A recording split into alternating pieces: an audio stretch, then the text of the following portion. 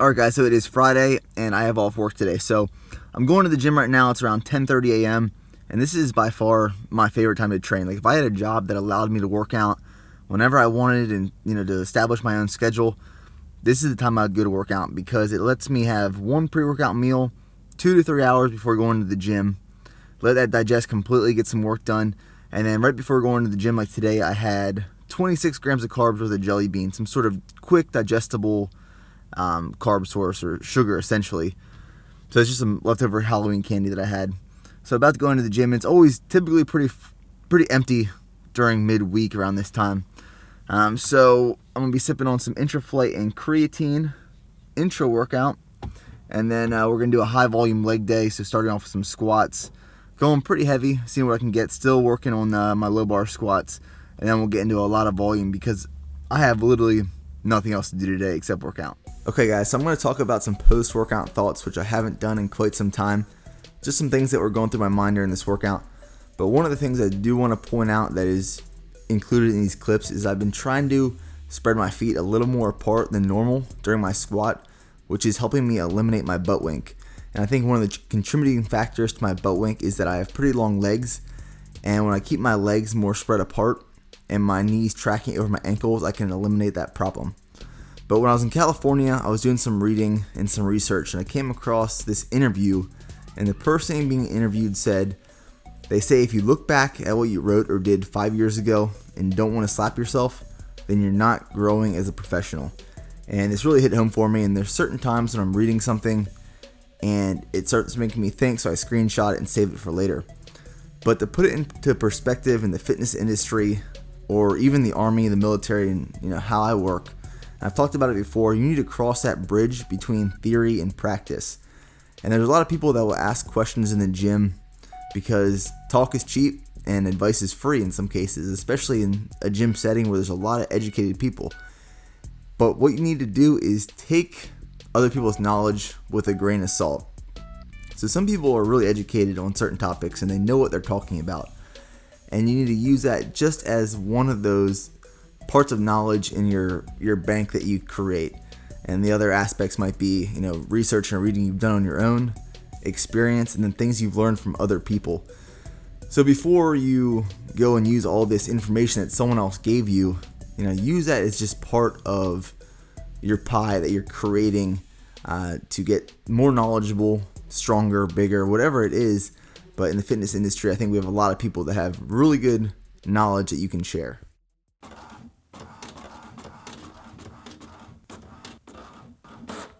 So the kind people over at Halo Top Ice Cream sent me a link to this coupon code to get 4 pints of Halo Top Ice Cream for free. But the last time I was at Sprouts, which is the only place I think sells in the Austin area, they weren't selling it last time I was there. So I'm going into Austin tonight anyways for dinner. Gonna get a free meal, and hopefully I can find some place that sells Halo Top Ice Cream. Alright, I'm getting ready to go to Austin, so I'm going to attempt to do that thing that Max does to get dressed. No, definitely not. Yeah, that'll do. That works. All days it's been miserable outside. Figures the day off, the one day I get off finally after over a month, it's gonna rain all day. But I don't know if you guys have seen the post going around Facebook where it's like if you had to give up one food between burgers, tacos, wings, and pizza, what would you give up? And personally, I'd give up tacos. Like right now I'm craving pizza. But whenever we go out to eat, like me and friends, I'm always the person that finds the restaurant, does the research. Because if I'm going to spend money on food, and I don't mind spending money on food, if there's one thing I'm going to spend money on, it's a good meal. But I'm typically the guy that finds the restaurant and sets it up. So right now I'm craving like a micro pub, some beer, pizza, appetizers. But we'll see where we end up. Alright, so since I'm getting a free meal tonight, Leroy is getting a treat. So his 2 favorite meals or foods are chicken and coconut oil.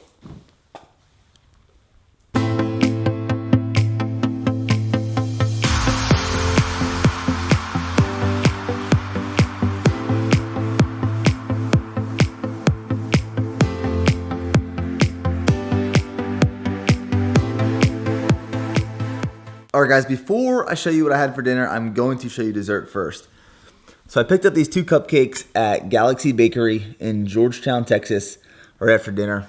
I saw the shop when we were leaving, so I decided to stop. They were $3 a piece, but I'm going to have one tonight. I think I'm going to do the red velvet one tonight and then save the Oreo one for later this weekend. But we ended up going to El Monumento, which is a Mexican restaurant in Georgetown, Texas. Kind of ironic because before going out to eat, I was saying the least preferred place to go was somewhere like that had tacos. So I ended up getting chips and salsa, guacamole and chips. So I had a bunch of chips, 2 Shiner Box, and then for my entree I had chicken enchiladas, a side of rice, and a side of Brussels sprouts that were like sauteed in olive oil and had like this creamy sauce with it. But really good place. I definitely recommend it. We got there at like 7:30, close to 8 o'clock, and it was still like packed. People were still waiting in line, so it's something I would definitely check out if you are in the area. And then there's also the restaurant, the Monument Cafe. Owners are the same. Monument Cafe is pretty popular and kind of like a historic place. It was on, I think, diners, drive-ins, and dives, so definitely worth it. But I am looking forward to this red velvet cupcake right now.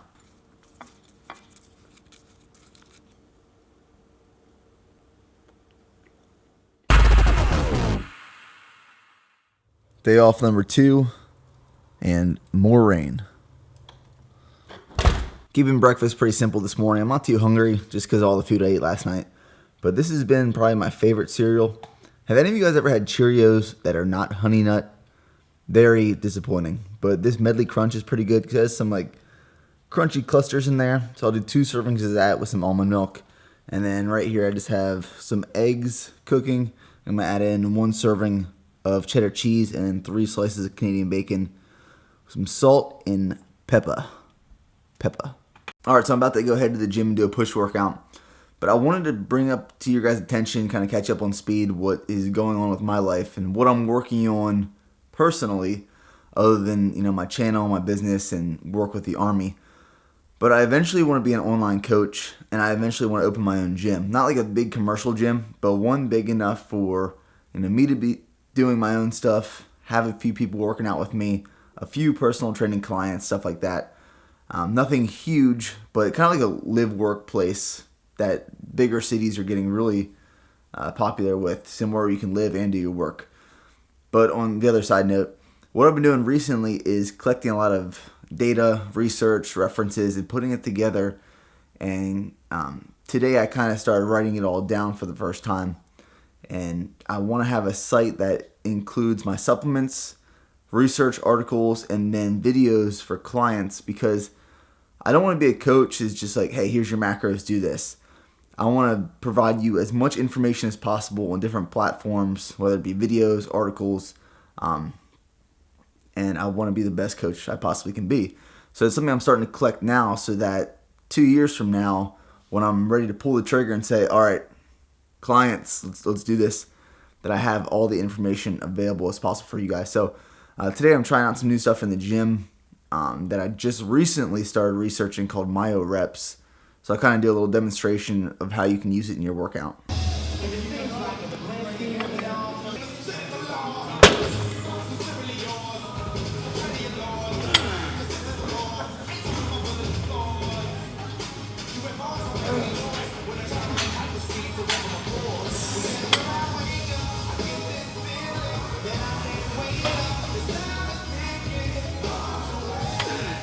Alright guys, so before leaving for California, I was able to work with 130 pounds for 5 reps on chest press. And today I started feeling a little bit better. I was working with 115s for working sets. Decided to try 130 and was only able to get it for 2 reps. So I'm getting back up there slowly. Strength and size is coming back. My calories are back up to where they were. And I'm gaining a little bit of weight. This morning I woke up at 207 pounds. And that's after my free/refeed meal last night. But I wanted to talk about Myo Reps in this voiceover because I think they can really be incorporated in anyone's workout and super effective. And it's similar to drop sets, which a lot of people I'm sure are incorporated into their workouts right now. So, in drop sets, you pick up a weight, and then as soon as that set's done, you pick up a lighter weight and do as many reps as possible. And it's almost like a burnout. But with Myo Reps, it's more of a deliberate approach to burnout, and not necessarily burning out, but complete muscle fiber recruitment. And the intent of myo sets is to recruit as many muscle fibers as possible and overload that muscle group. So what you want to do is choose an exercise. And for example, in this workout, I'm doing the overhead press, the overhead barbell press, using 135 pounds. So your first set is going to go to an RPE 8 to 10. So you might have 1 to 2 left in the tank. But for this, I ended up going to, I'd say, RPE 9.5, where I nearly went to failure. And then you're going to take 10 to 15 seconds of rest in between sets. And a good way to judge this is just 10 to 15 deep breaths. And then you're going to use the same weight for every remaining set after that, going to an RPE 9 or 10. So, for example, your first set, you might do between 10 or 20 plus reps. And then your remaining sets after that might be 5 reps, 4 reps, 3 reps. And I did 4 remaining sets after my initial one, and my shoulders were absolutely burnt out just using 135 pounds. The intent, like I said before, is total muscle fiber recruitment and having those effective reps. One of the things you can also do is limit your range of motion to have as much time under tension on those muscles.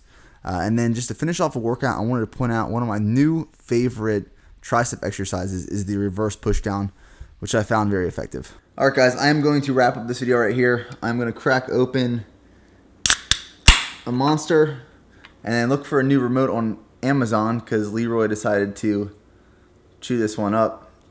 So that wraps it up, guys. Hope you enjoyed this one. I always say I will see you guys in the next one, but in reality, you will see me in the next one. So take it easy.